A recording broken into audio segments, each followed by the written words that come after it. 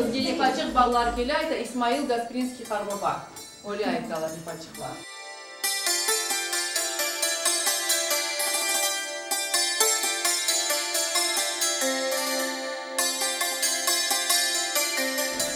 Saçak астында ятар, çamurda yuva yasar. Kim o? Saçak астында yaşar, yatar, çamurdan yuva yasar.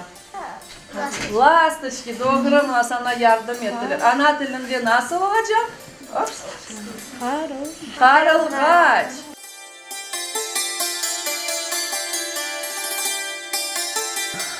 Ебетті да яқшы севиені көрмек істейміз ве тырышамыз бір шейлер етмеге бұл балачықлар огренсінлер деп. Ама көрінеке бұл балалардың қоранталарында темел бар.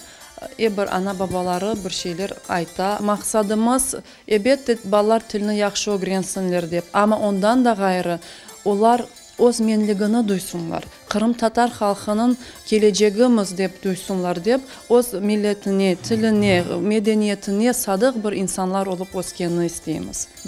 Bizim ana tilimiz bağdan tatlı. Biz onu öğrenmeye, laf etmeye onun gerekmiz.